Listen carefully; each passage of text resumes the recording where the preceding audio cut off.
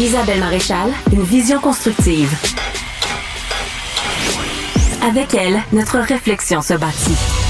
Isabelle Maréchal. Évidemment, il faut absolument reparler aujourd'hui, faire un suivi sur l'histoire de la petite fille de Granby qu'on ne peut toujours pas nommer, malgré mes appels répétés à ce qu'on lui rende un hommage, au moins en disant son prénom en entier.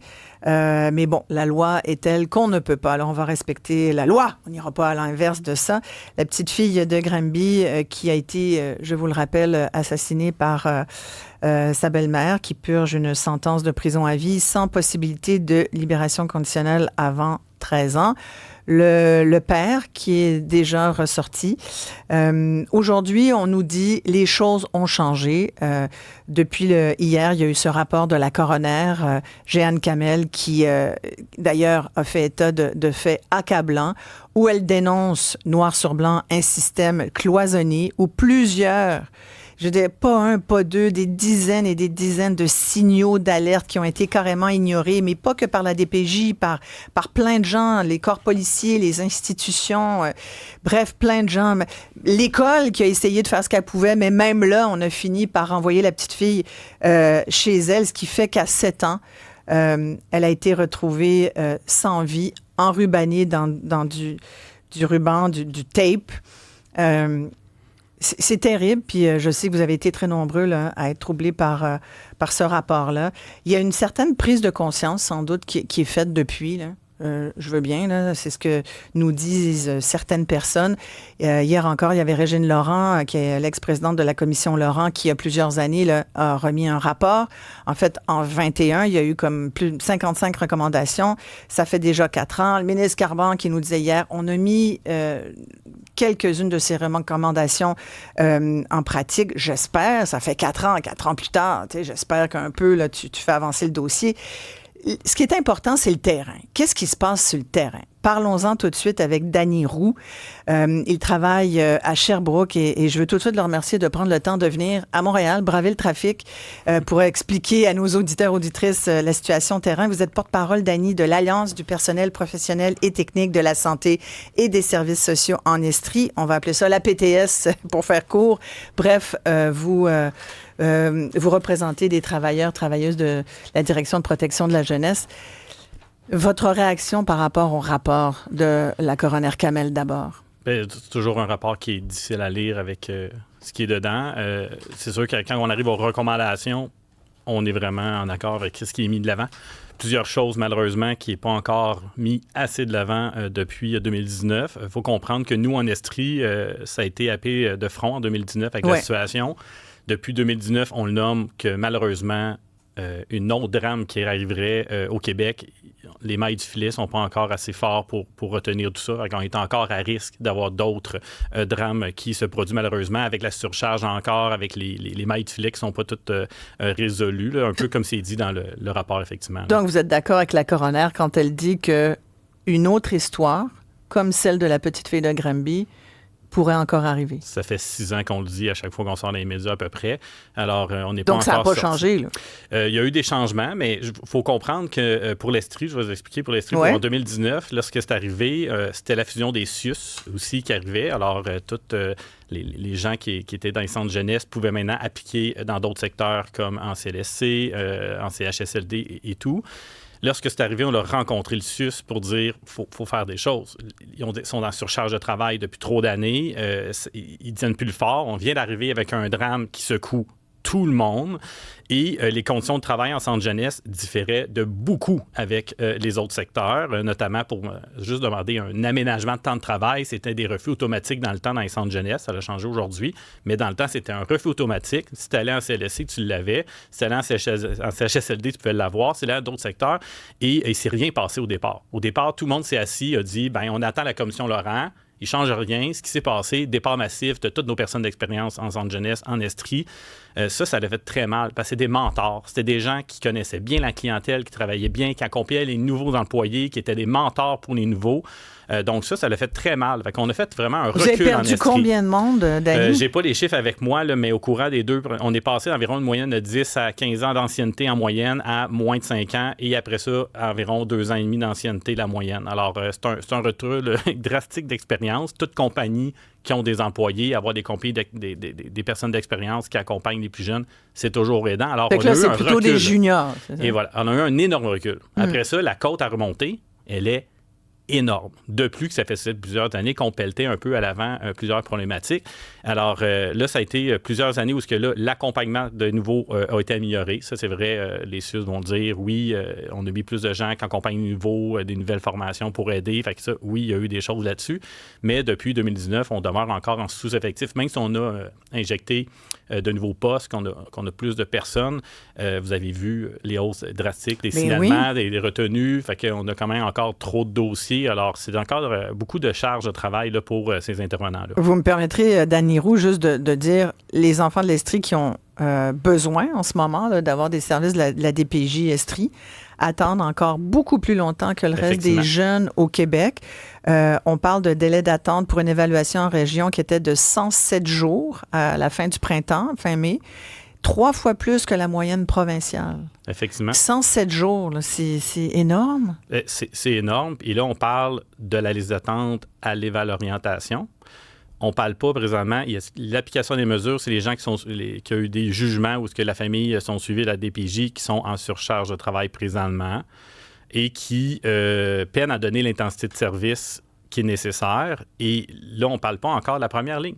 Et une des deux choses qui est sortie des recommandations du rapport, c'est vraiment d'investir massivement dans la première ligne, qui sont vraiment des ressources là, qui vont donner de l'aide aux parents pour leur donner des outils, pour devenir des outils sur les capacités parentales, sur le développement de l'enfant, pour faire en sorte qu'ils vont pouvoir mieux intervenir à la maison.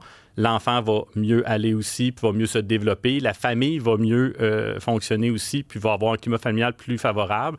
Alors, quand on a des gens qui volontairement font des demandes à la première ligne, bien, c'est important qu'il y ait des services immédiats. Et malheureusement, en Estrie, il y a plusieurs endroits du Québec, là, il y a des délais d'attente assez nombreux.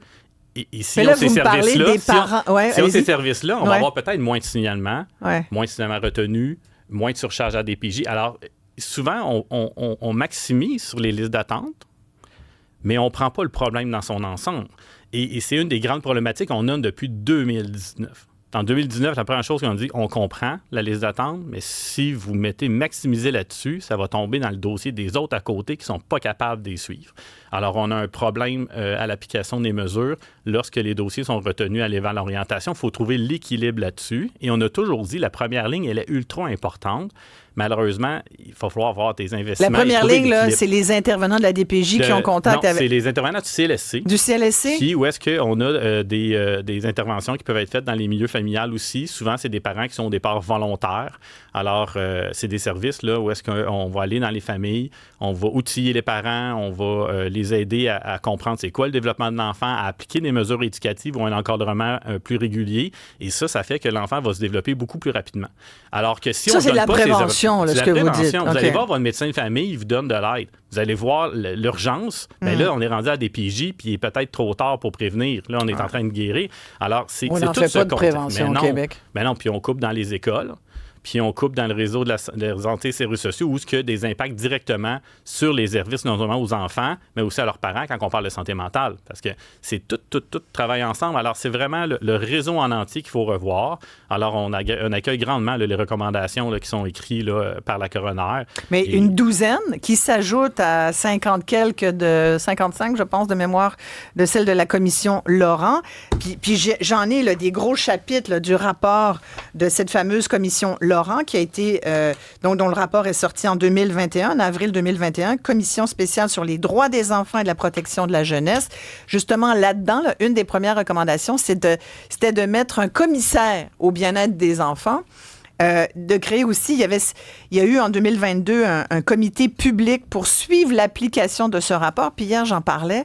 J'avais entre autres Nancy Audet, qui est une ancienne enfant de la DPJ, qui suit beaucoup les dossiers, qui connaît très bien la famille de la petite fille de Granby et qui nous disait, ce comité-là, aujourd'hui, il dépend de la DPJ. Fait qu'on s'est dit, mais voyons. comment un comité indépendant peut dépendre de la DPJ. J'ai mandaté Florence Lamoureux, ma recherchiste journaliste, pour essayer de trouver quelqu'un, parce qu'il me semblait que c'était Martine Desjardins. Ça vous dit quelque chose, Dany Roux? Vaguement. Martine Desjardins, ouais. Qu'on connaît bien de l'époque des Carrés Rouges, qui s'était donc, qui avait été mandatée pour suivre l'application des recommandations de la Commission Laurent. Moi, j'avais trouvé à l'époque que c'était une bonne idée.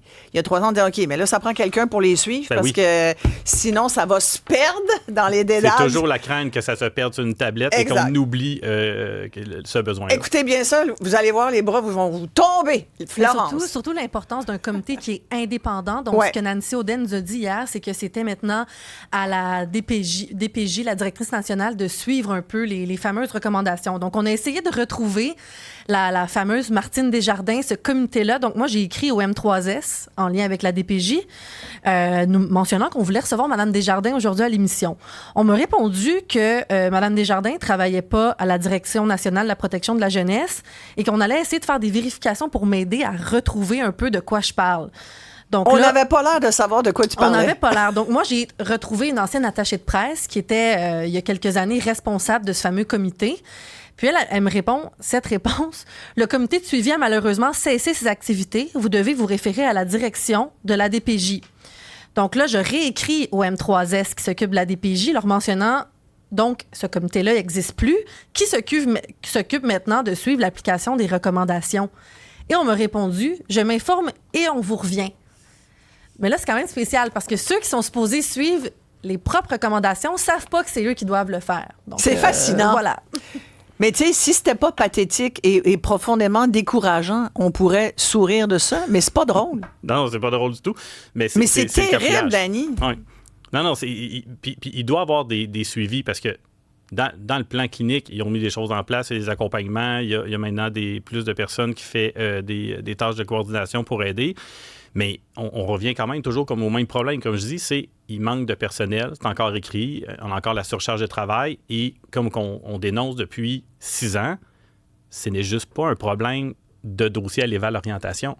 C'est un dossier global qu'il faut travailler. Il faut travailler en amont, en prévention, qui est dans nos CLSC, avec l'aide, qui est en santé mentale avec nos parents. Pour éviter que ça se ramasse chez vous après. Et voilà, et faire en sorte que tout le monde ait une possibilité de se parler, d'avoir les mêmes systèmes ou quoi que ce soit pour travailler en collaboration. Ça, c'est encore difficile, malheureusement. Il y a beaucoup de choses à faire. Mais comme je dis, nous, la première année, par l'inaction, on a reculé 5 ans en arrière.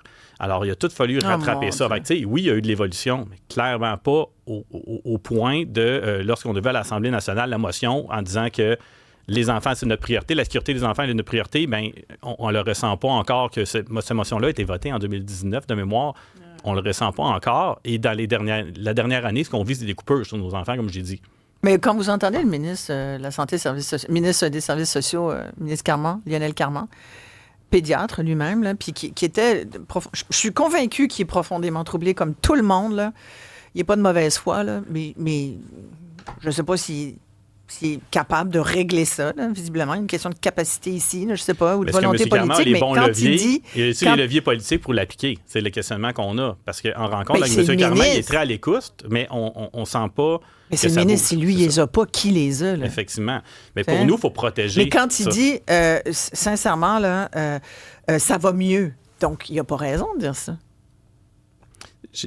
Quand il dit ça va mieux sur le terrain, là, vous venez de me dire depuis tout à l'heure, on n'a pas rattrapé On n'a pas rattrapé pleinement sur le terrain.